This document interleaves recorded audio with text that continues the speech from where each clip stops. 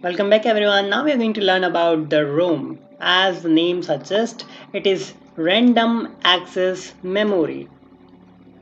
No, good. If you got it correctly and pronounced it correctly, I am glad you did that. Because this is not the random access memory, this is read only memory. Well, this is the thing that we have studied right here, read only memory. So let's see what we have more fun inside, right? So in the read only memory, as the name suggests, we can only read the data, only read the data. We cannot change the data. Let me change the color first. Okay, we cannot change the data. We cannot write anything, so we don't have any option to write. We cannot even delete anything. It first has to come into the RAM, only then anything will going to happen. So it just work to keep that data for the long time,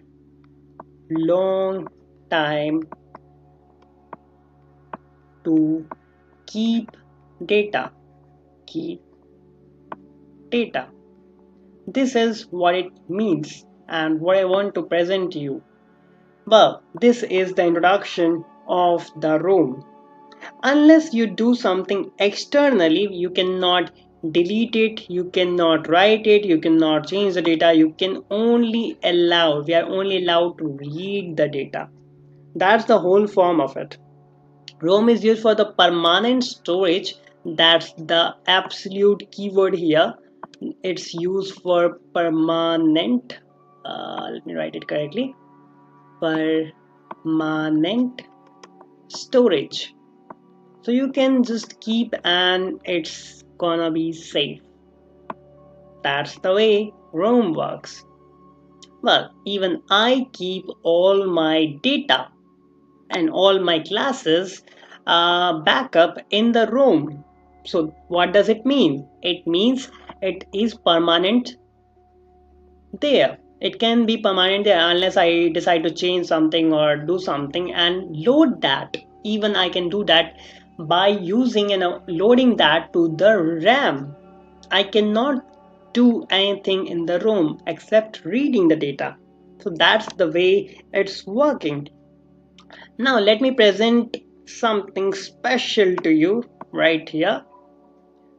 Okay, so this one is here. Let me write the names and then I will tell you that why I am writing these all things, and you will also understand that what it is.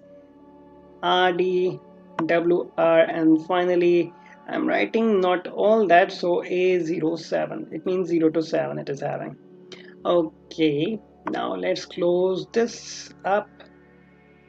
So what it is? Well, this is 128 multiply 8. Let me write it here. 128 multiply 8 RAM. This is 8-bit data bus. So it is having 8-bit data bus. 8-bit can travel through these data bus. And what are these things? Let me also write that so that we can learn from it. First one is having chipset 1. Chipset 1. So surely this is chipset 2. Let me write the spelling clearly. Chipset 2. And then this one is read, this one is write, and finally we have 7-bit address. So this is our typical RAM. Well, we made the chip, so I'm also writing it that this is the typical RAM chip. Now I'm going to present you the, well, what else we can have. ROM chip. Absolutely correct, my dear friend. So CS2, I'm just writing 1 2 to that so that we can differentiate the things. AD9, and let's cover it up first, then I will name it, mention it, and I'll do everything. Okay, so this one is having 512 multiply 8. This is our ROM. This is also 8-bit 8-bit data bus,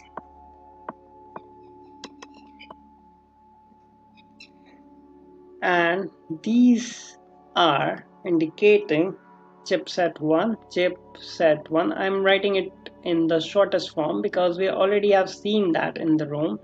And this is 9-bit address, 9-bit address. We are having this one, and that's the thing. So as we can see here that okay, this is ROM chip. This is typical ROM chip. Now my words continued. Okay, so in this one we see that like 128 can be written as 2 to the power 7. What does it mean? And multiply 8 that we have written right here, yes, I start mark it. So what it means actually, it is having 7 address lines, 7 address lines that are used to specify 128 different address. So 128, what are 128? 128 different addresses there, different address is there. Well, you can assume it 128 houses are there, and we have 7 societies, something like that. Just for the ease of the concept, I cooked it up. Okay, so now we have learned about this. 128 address an 8-bit data bus is used to transfer the data. So that's the whole concept of it, and in the ROM one we can only read the data, and it's not requiredly in 512 and 128. We can extend it as much as we want. We have 512 RAM, and these days we have 1 GB RAM to 10 GB RAM. Well, you can have even more. And for the hard disk or ROM, well, 1 terabyte is common these days, so you can assume how far we have gone. But still, the basics are same, because if you know how to store 1 bit, just multiply it trillion times and you have trillion bytes. That's the whole concept of it.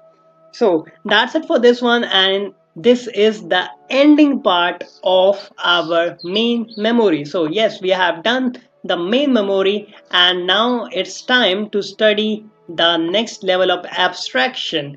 That is our, well, that is our surprise that I'm going to reveal in the next one. Till that time, take care, God bless, and keep learning, keep reading, keep growing.